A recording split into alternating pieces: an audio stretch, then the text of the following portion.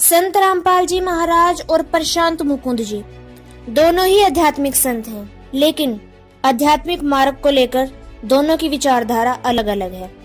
एक प्रश्न पर दोनों के बीच काफी मतभेद दिखाई दिया।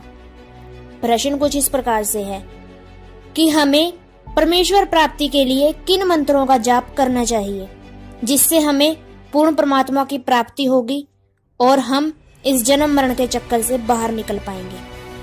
इस प्रश्न को लेकर दोनों की विचारधारा अलग अलग है। हम इस वीडियो के माध्यम से आपके सामने प्रस्तुत करेंगे आध्यात्मिक ज्ञान चर्चा। बारी बारी जानेंगे दोनों संतों के विचार। तो आइए पहले जान लेते हैं प्रशांत मुकुंद जी के विचार। हरि का नाम ही है तो कौन सा नाम लेना है, तो बताते हैं इति षोडक अक्षक नामनम कली कल्मश नाशनम नत परतरोपाय सर्व वेदेषु दृश्यते। सारे ही वेदों ने दर्शाया कि 16 अक्षर का 16 मंत्र जो नाम है 16 शब्दों में होने चाहिए। तो 16 शब्दों में बस एक ही मंत्र है, महामंत्र हरे कृष्ण कृष्ण कृष्ण हरे हरे, हरे राम राम राम हरे हरे। तो ये 16 शब्दों का जो मंत्र है इसे महामंत्र कहते हैं और इसी मंत्र में सभी मंत्र समावित होते हैं। इसके लिए आपको अलग से और कोई मंत्र करने की आवश्यकता नहीं रह जाती। तो अब आप देखिए कि अगर हम भगवान को प्रसन्न करना चाहते हैं तो सदा जपते रहिए तुलसी माला को लेकर के हरे कृष्णा कृष्णा कृष्णा हरे हरे, हरे राम राम राम हरे हरे। आशा है आप इस तरह से जप करेंगे और अपने जीवन को सफल बनाएंगे। हरे कृष्णा। आइए अब जानते हैं संत रामपाल जी महाराज के विचार। राम राम हरे हरे, श्री कृष्ण कृष्ण हरे हरे, राधे श्याम सीताराम, राधे राधे श्याम राधे। ओम नमः शिवाय, ओम भगवते वासुदेव नमः। ये गायत्री मंत्र ये मोक्ष मार्ग के मंत्र नहीं है, ये व्यर्थ है, यूजलेस है। गीता जी अध्याय नंबर 16 के श्लोक नंबर 23 और 24 में स्पष्ट किया कि जो शास्त्र विधि को त्याग कर मनमान्य आचरण करते हैं, मनमानी पूजाएं जाप करते हैं, उनको न तो सुख होगा, ना कोई गति होगी, ना उनकी कोई उनको सिद्धि प्राप्त होगी, अर्थात यूजलेस। इसलिए 16वें अध्याय के फिर 24वें श्लोक में स्पष्ट किया गीता जी में, इससे तेरे लिए अर्जुन कर्तव्य और अकर्तव्य की अवस्था में कौन सी साधना करनी चाहिए और कौन सी त्याग देनी चाहिए। सदग्रंथों को आधार मानना, किसी के लोक वेद पर आधारित मत होना। तो श्रीमद् भगवद गीता हमारा आधार है भक्ति का, पवित्र वेद हमारा आधार है भक्ति का, साधना का। लेकिन पुराण हमारे सहयोगी हैं अध्यात्म ज्ञान को समझने के लिए।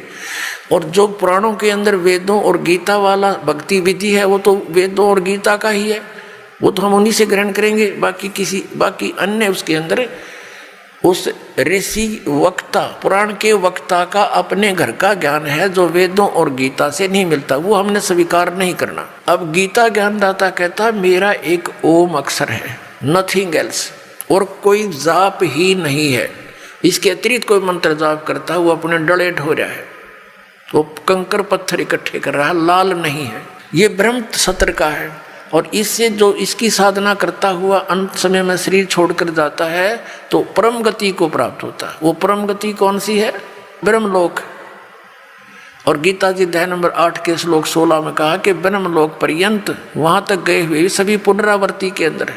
अब 17वें अध्याय के गीता जी के 23वें श्लोक में कहा है कि उस सच्चिदानंद घन ब्रह्म के पाने का 3 मंत्र का जाप का निर्देश है, नथिंग एल्स।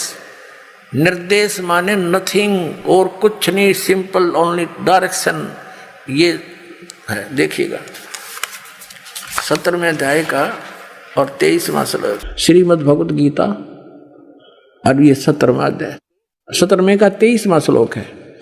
ओम तत्सत इति निर्देश है ब्रह्मण है त्रिविध है समर्थ है ब्राह्मणा तेन वेदा च यज्ञा विहिता पुरा।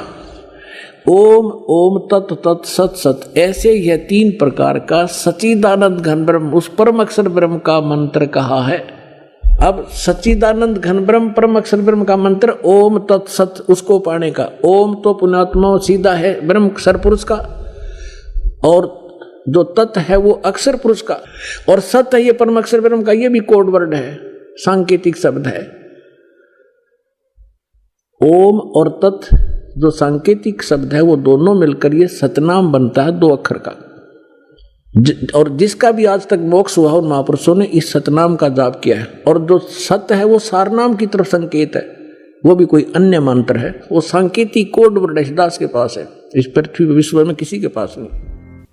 तो दोस्तों, अब निर्णय आपके हाथ में है कि आप संत रामपाल जी द्वारा बताए गए शास्त्रों के अनुसार ज्ञान को स्वीकार करते हैं या प्रशांत मुकुंद जी द्वारा बताए गए मनगढ़ंत मंत्रों का जाप करके अपने समय को नष्ट करते हैं। दोस्तों, यदि आपको संत रामपाल जी महाराज के विचार जानने हैं और आगे अपने शास्त्रों का पूरा ज्ञान प्राप्त करना है कि आखिरकार हमारे शास्त्र क्या प्रमाणित करते हैं, तो आप संत रामपाल जी महाराज का सत्संग 7:30 बजे साधना चैनल पर सुन सकते हैं। संत रामपाल जी महाराज का सत्संग साधना चैनल पर 7:30 बजे से 8:30 बजे तक आता है और ईश्वर टीवी पर 8:30 बजे से 9:30 बजे तक। देखना न भूलें।